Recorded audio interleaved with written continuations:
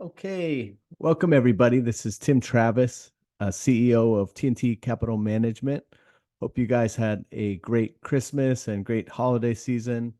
And the markets just finally closed, and we got one more trading day left in the year. So I think it'd be a great time to kind of look into 2024 and really discuss strategy. And we'll talk specific opportunities that are out there. I'm just going to make sure there's no kind of technical difficulties here before we get started. Everything looks good. Okay, excellent. All right, so let's go ahead and get started. Firstly, investing in the financial markets involves the risk of loss. Options are not suitable for all investors, and past performance is not indicative of future results. So let's talk about how we invest. So TNT Capital Management started about 12 years ago, and you've been in the business about 20 years, but the firm was started to really offer a boutique investment advisory experience for clients that really want customized portfolios. What we do is we hand select each and every stock and bond and fund in the portfolio. So we look for undervalued stocks and bonds that offer less risk and better returns than the overall market over the long term. And those are risk-adjusted returns. In addition to these types of securities, we're going to employ conservative measures such as covered calls and cash secured puts to enhance income and reduce risk further. So these are kind of some of the tactical tactics that we use within the strategies of value investing that I think give us a big edge on a lot of the competition. And then we really don't do any speculating. We're not in the gambling business. So we're not, buying lots of call options or anything like that, or speculating on futures. It's just not what we do generally. So here's a quote, and I think that I saw this today actually, and so I added it last minute. And I think it really sums up the current environment. So it's from Niccolo Machiavelli, and he wrote it in The Prince. And so he wrote this during the Renaissance. And it is a common fault not to anticipate storms when the sea is calm. And so I really feel this sums up the environment as we close the year. I mean, it was a wild year. Most of the year it was those top seven glamour stocks that were leading the way. And then, the last month and a half, really, the rally broadened dramatically. And so I feel like most people are pretty bulled up and optimistic going into the next year, which is very different than they were going into this year after the big sell-off in 2022. So I think it's good to think about potential storms. And then here's a quote from Seth Klarman, one of the great value investors. He says, "Uncertainty is not the same as risk. Indeed, when there is great uncertainty, such as in the fall of 2008, it drives securities prices to especially low levels, so they often become less risky investments." So just really the contrast of the Machiavelli quote, when times are tough and bears have been winning, that's often when the best values are found in the market. And so there was quite a few of those values earlier in the year, particularly after March and the so-called banking crisis occurred. So we'll get into that. So state of the markets. The price to earnings ratio of the S&P is around 26.2. It's roughly 39% higher than the historical mean. The earnings yield, which is just the inverse of that, is only 3.8%. So if the S&P were to pay out all of its earnings as a cash dividend, the yield would be 3.8%. Pretty paltry. On an inflation adjusted rate, the PE is 32, and so that's 23.4% higher than the historical average. 10-year Treasury bonds are yielding right around 3.8%. Now, keep in mind, about a month and a half ago, that was close to 5%. So we've seen a historic bond rally. And most of the people that have signed up for this webinar today subscribe to our newsletter, so thank you for that. And you'll have seen our editorials about bonds offering just massive opportunity with really attractive yields. And if you've taken that advice, or if you're a client, you've been the beneficiary of that. So there still are good opportunities, but it's been a great rally. It was prime season to buy bonds earlier in the year. And keep in mind, guys, that the government has over $33 trillion in debt. So, I mean, the reality is that the interest alone is becoming such a massive part of the government budget that number is just going to keep increasing. And there's neither side really wants to cut it, it seems. So there's going to be a lot of opportunities and volatility in bonds. Investment grade bonds are yielding around 5.4%, and high yield bonds are just under 8% on average. Okay. So those numbers are down from a few months ago as well, of course. Now, market participants are seem pretty complacent. So their expectations in this survey across advisors and investors. So advisors in the US think that stocks will average 7.6%, or excuse me, long-term portfolio returns will be 7.6% is what they expect.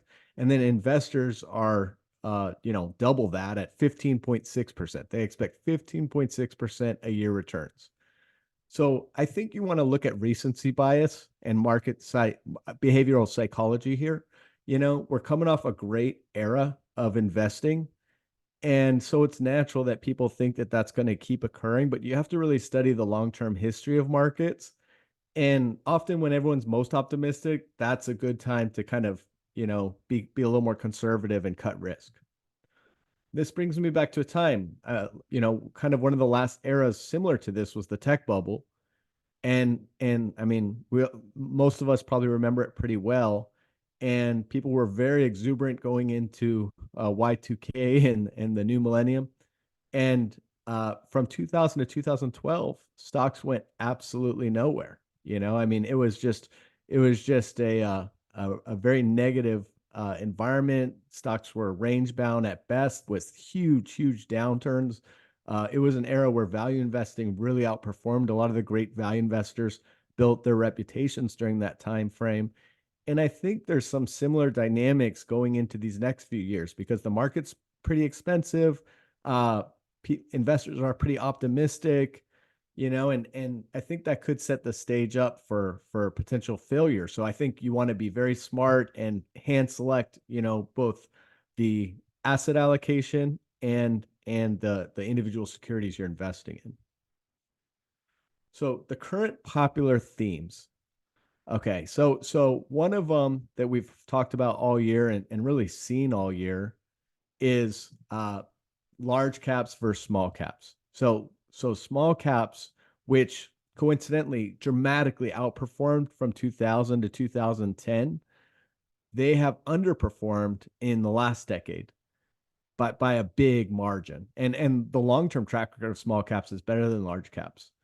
So this was a great little graph by Charlie Bolello. Um, and so it shows that, this is an era where large caps are dramatically outperforming when compared to small caps. Same thing, growth versus value. Just like 2000 to 2012 was a great era for value, this has been a great era for growth. I mean, and we saw it this year with the AI stocks. A lot of those stocks that did so well this year, they got crushed last year. But over the last decade, those stocks have been the better ones to own for sure. And then US versus international. International outperformed between 2000 and 2010, but they have underperformed relative to US stocks in the last decade. So those are the themes now. Does that mean that the next decade will be the same? Nobody knows for sure, but mean reversion is a very powerful theme in finance and investment. And so that's going to be something to watch. And I think that what this shows is that there's really good opportunities in small caps, in value, and in international stocks. We find a lot of attractive things in Europe. Japan had a really nice year.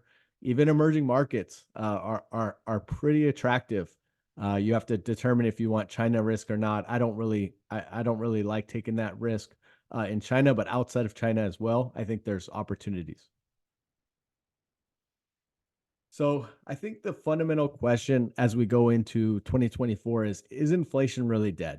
All right. Because what's happened is, from 2020, inflation skyrocketed as the economy was shut down, supply chains were disrupted, so many trillions of dollars were printed across the globe. Easy to see why we had inflation. and now it's come down quite a bit. Keep in mind that most prices are up dramatically, often 20%, 30% or more. Just look at housing, from those levels, but it's based on, annual increases. So the rate of change is declining. Now, this chart's great from Y charts because, and once again, Charlie Bolello, who does a good job with this stuff, it shows if you go back to the 1970s, you can see that inflation came down pretty dramatically and then it spiked back up. You had some different dynamics there. You had the oil crisis, the embargo, and aspects like that. And you also had some labor dynamics. But I mean, look what's going on this year. Geopolitically, what's occurring in the Middle East and in Russia are very significant to energy supplies and risk. Our strategic petroleum reserve is empty, or has emptied relatively. It's at some of the lowest levels it's been in some quite some time. So could it spike again? It certainly is not impossible. I mean, if you saw something like an OPEC embargo, or some black swan like that, war with Iran, that could really have a harmful impact on inflation. But that'll be a question. I'm not predicting one way or the other there, but I think you want to be prepared for either scenario. So what is the best bond strategy for 2024? So either a recession or a reinflation are reasonable possibilities for 2024. And I'm just going to tell you all, my crystal ball is broken. So I'm not in the business of predicting macroeconomics. We want to live in the micro, but I think that it could go either way. I mean, there's a lot of unknowns. So what we suggest to prepare for that is really a dynamic barbell strategy where we're going to combine some short-term bonds. So like even short-term government bonds are pretty attractive still. You can get over 5.3% on those. And you don't have duration risk, which is attractive. So having a little bit of that, having some intermediate, so let's think like 3 to, let's say, 5 to 7 years even, that area on corporate side, I think we're finding a little more value there. And then also on long-term bonds, I think, you don't want to look at this environment where we had rates go up so much and think, shoot, I didn't lock down any of that. Because what people found going into this year, a lot of people were so scared that they just had T-bills and stuff like that, or they were doing the CDs and stuff like that. And so they missed a huge opportunity to lock in yield for a longer duration and also get the benefits of convexity where the bonds rise in value to the decline in interest rates. So we saw double digit, some 15 to 20% type returns on some of those bond securities. So in just a couple of months. So I think that's how you want to prepare. And I think having a little bit of floating rate exposure is a good idea too. To do that, we use a couple of funds, and often those funds are trading at discounts to their net asset value. So that's, I still think, a reasonable part of the portfolio. A lot of those funds, by the way, have yields well over 10%. And so if rates go up again, we'll be protected. And they held up a heck of a lot better than other bonds did, prior to the recent rate decline. So the big theme, of course, of this year was the Magnificent Seven versus the rest. So big tech stocks, they jumped 75% in 2023, probably a little more because this was a few days ago. And they make up about 30% of the S&P 500. The average PE of the Magnificent Seven is much, much, much higher than the rest of the S&P. Prior to this recent rally, I didn't think that the market was that expensive in itself, but clearly some of the largest stocks in the market are very expensive and I think are susceptible to risk, and they're so big that they could drive the rest of the market down. But the recent rally has increased the valuations a little bit. And then, it's a weird looking bull market because the percentage of stocks underperforming the S&P is 71%. So you can see that it's the highest, in the last 23 years. And that's just a function of for much of the year, the very large majority of the rally was those top 7 stocks. All of which I believe all of which were down quite substantially last year. I know almost all of them, if not all of them. So how big of a pullback are you willing to take? So let's say that the market's a little frothy and pulls back 20%. We get a normal bear market. Okay. So that means you're going to need 25% to recover. And that's, so you really have to stay invested and you need to be there for the rally. A lot of times people panic and they miss the rally, and the rally is normally sharpest when the panic is the greatest, right? So if you miss those few best days, you really miss out. But I just put this in there because so investors can kind of contextualize. Everyone's comfortable with risk when the market's raging upwards, but often they're not comfortable when it pulls back. So always keep this in mind. So, how do we set you up for success at TTCM? Every investment is handpicked and thoroughly researched based on our deep value principles. We have a team that works together, which I head, that does the investment analysis. So that's what I spend most of my time doing. We build focused portfolios based on maximizing risk-adjusted returns as opposed to the overly diversified approach. So definitely more focused, but less concentrated than probably 5 years ago. And the reason why is that I think that the world's changed a little bit. I think that 2020's taught some lessons that we hadn't seen. We'd never seen uh, a global effort to shut down the economy. And if you didn't have stimulus, that could have been just so catastrophic. It already was, but it could have been far, far worse. So I don't think you want to take as much concentration risk necessarily, but you still want to be more focused. And then we utilize strategies such as covered calls, cash secured puts, which can generate reasonable returns in poor market conditions and which generally result in less losses in bear markets. So, very big fan of those strategies. They don't always work to your advantage. Sometimes you give up upside. Sometimes they're not going to protect you as much, as you'd hope that they would, or something like that. But basically, they're tools, and if you use them effectively and use them as part of a comprehensive strategy, and we're professionals at this, we've done it for a long time, I think it adds a lot of value. So just a simple primer on the concept of margin of safety. This is the key to value investing. So a stock is a fractional share of a business. Every business or stock has an intrinsic value. The intrinsic value of a business generally changes at a much slower rate than the price of a publicly traded stock can change. Over time, the intrinsic value of a business and the stock market value of a business converge.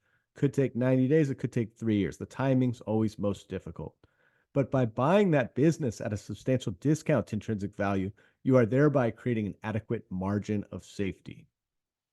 So, two quick quotes from Warren Buffett.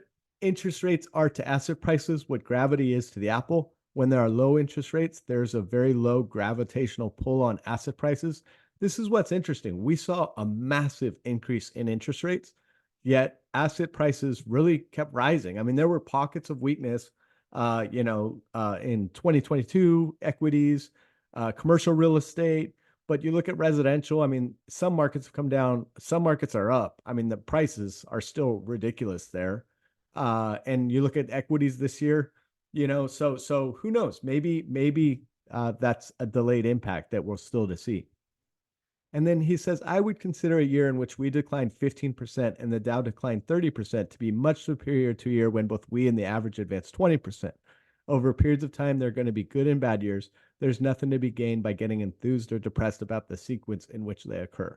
So we were very proud. Last year the S&P was down 20, the Nasdaq was down 30, and we were barely down at all. And this year we've had a great year. And that's still, we were even more defensively positioned this year than we were last year, I would say. But there still are ways to make money, especially when you get a great rally with the way interest rates declined at the last part of this year. So I think it's smart to stay defensive here, and that's kind of how we're positioned. But doesn't mean you can't get very, very solid above double digit declines with good security selection. Or double digit increases, I should say. Excuse me. Okay, so let's talk about a few specific stocks. Vici Properties. So this is a company, it's a real estate investment trust, a triple net one, which means that they don't pay the insurance or maintenance of the real estate. They pass that on to the companies that are leasing it. The primary lessees are the casinos. So they own the Venetian, they own Caesar's Palace. They own a lot of those large casinos in Vegas and elsewhere. They're expanding to some other entertainment type real estate locations that are scalable. They just acquired some some bowling alleys, really like upscale, trendy bowling alleys. So on the 26th, it was trading at 31.34. It has a price to AFFO. This is kind of their price to earnings in the real estate world, price to free cash flow kind of 14.6. So it has an AFFO yield of 6.84. And keep in mind that they're likely to be able to grow that by 5 to 7% conservatively per year. And then the dividend alongside that. So right now it has a dividend yield of 5.3%. So this is not distressed real estate whatsoever. They have 100% occupancy. Their leases all have annual escalators, and a lot of these leases are 40 years. So very, very conservative. So we think the company's worth roughly 38.50 per share. AFFO is supposed to be 233 in 2025. And so this little table shows you that if they hit kind of their normal valuation, which is about 16 and a half, you'd get a total rate of return of 35.27% or 16% a year. So we view this as being quite attractive. A big percentage of the return, or relatively, is dividends, because you're getting that 5.3% a year. So even if the stock's flat, let's say the market's kind of flat or negative, and you get 5.3 from the dividend, that's really good. But there's also upside.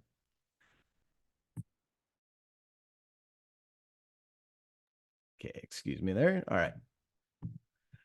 Another one, Kennedy Wilson. So this is a real estate company. It's not a REIT, but they're based out of Los Angeles, and they have assets globally, a lot in Europe, a lot in Ireland, the United Kingdom.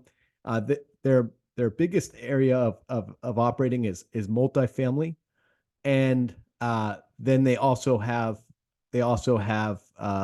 some office, but most of that's in Europe, where it's kind of a different market, a lot more stable than it is here. And they have hotels, and they have some retail as well, and they also have an investment management company that's growing quite rapidly. So I like the business a lot, and the bonds are trading at pretty cheap levels. So on the 26th, the 2030 bond is trading at 81.08. So the yield to maturity is 8.83%. So the way to think about that is, if you hold this till 2030, and it expires at par, then you will make 8.83% a year. So that's a really nice return. It's equity-like, especially, let's say the equity markets don't perform well. Well, this is really solid, and this was a company that was issuing debt at 4.75% just a couple of years ago. So the yield's just about doubled. The market cap's just under $2 billion. And so this is the type of bond that we're hand selecting for folks, and we like it a lot. So they just finished a major period of spending. So big CapEx dollars. They have some projects in Hawaii and in Dublin, Ireland, that they finished. And so those capital requirements are going to decrease the next few years. So they should be able to really start harvesting their cash flows. The next one we're going to talk about is Transocean Rig. So this is the offshore oil well driller. They own one-of-a-kind assets in many respects. So there's only so many of these rigs, and shale production's really slowing down, and so they're needing to find more oil offshore, and the economics are getting much, much better out there. And so there's been a lot of key discoveries in Brazil and Suriname and Guyana. And so these bonds are trading at 92.14 with a yield to maturity of 10.31%. The equity has a market cap of over $5 billion. So prices have been roaring. The daily rates that they're able to charge for their offshore rigs are over 400,000, and they're likely going to go to 500,000. Assuming oil prices stay relatively stable, or even if they go up a little bit, which is very possible, because there's just been no new development of rigs. So supply is really limited. Rig has some assets, some rigs that are cold stack, which means they're not earning revenues right now, but that's going to be basically the source of industry growth. So as more projects come online, and these projects do take a little while, they're going to be huge beneficiaries. And so we really like the debt. I'm not as big of a fan on the equity. The equity probably has more upside, but way more risk. I like the debt a lot, and 10.31% is excellent. Okay, PayPal. So, this year we had big positions going into the year on stocks like Meta, the old Facebook, and Google, and Amazon, which had all come down materially last year. And they were kind of no-brainers in my opinion because they were trading at such good valuations, great free cash flow metrics. And I think PayPal's interesting going into this next year. I don't feel as convinced as I did on those, but I feel good about it. And so it was trading at 61.84, which is about 12.41 PE. 2025, they should earn about $6.25 adjusted operating earnings. And their historical growth rate has been about 16%. Sure, I mean, that's slowed down a little bit, but they're still projected to grow. And they have kind of new CEO coming in that I think is going to clean up a lot of it. The 52-week high is 88.63. And you can see here in this table, if they hit a PE of 18 on the estimated earnings of 625, that puts the stock at 112.50, which would be about an 81.92% total return or 34.36% annualized. So I think I think there's a lot of upside potential on a stock like that. I think you can even make it more conservative with using some options if you want to, but the upside's worth it, where I think it's interesting. Now, I want to reiterate, this isn't financial advice if you're not a client or something like that, but these are the types of things that we do for our clients. Okay. So then we're going to get to the last section here. So we're going to talk about options. So according to the Chicago Mercantile Exchange, about 3/4 of options held to expiration expired worthless. So there's some inherent advantages to selling options. We use options as a tool to add that element of timing, which you don't have when you're just buying stocks.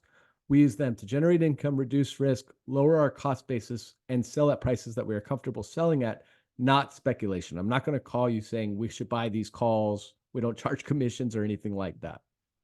So here, I'm going to work on an example of the different strategies. So Altria is the stock, ticker symbol MO, trading at 40.34.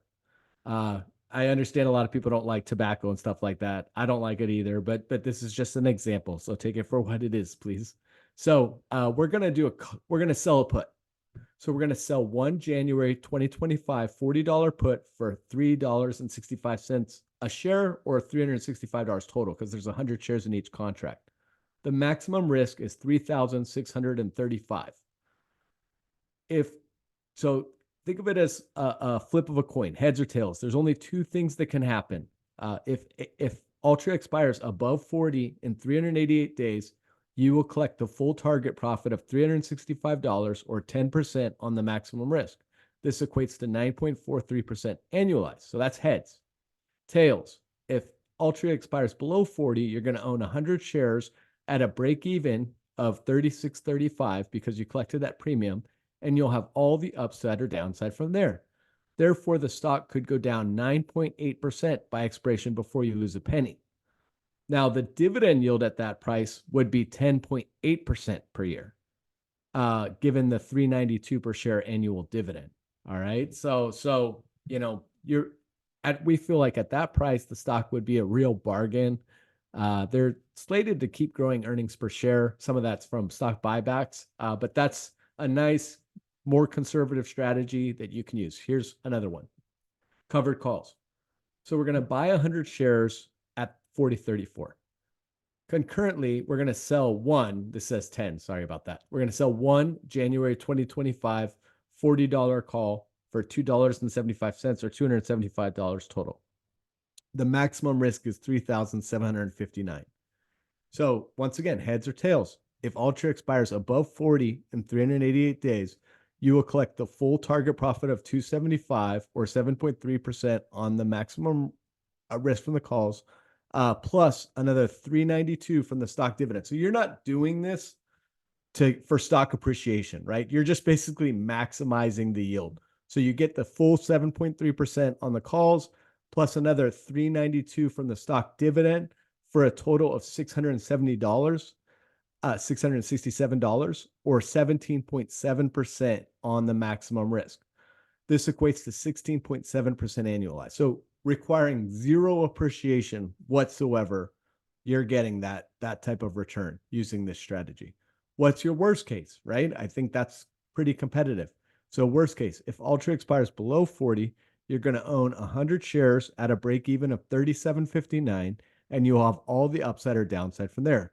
Therefore, the stock could go down 6.8% by expiration before you lose a penny.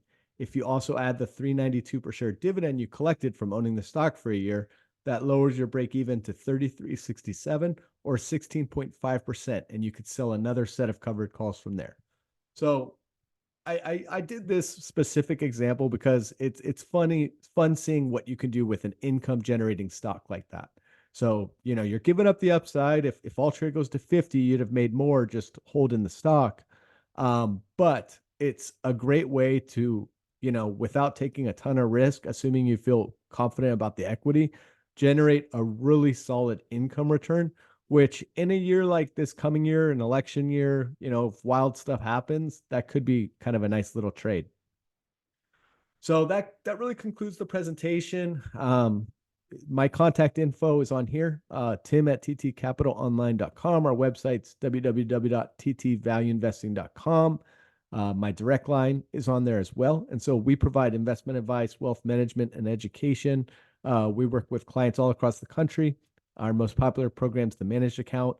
The vast majority of our accounts are at Charles Schwab. It was TD Ameritrade, and then they got bought out by Schwab. We'd love to work with you. If you have over $200,000 to invest and are serious about improving your financial plan and financial strategies, give us a call. We do a lot more than just portfolio management. We have a lot of strategies to help you save money on taxes or anything that you're really looking to do on this angle, insurance, whatever you need there.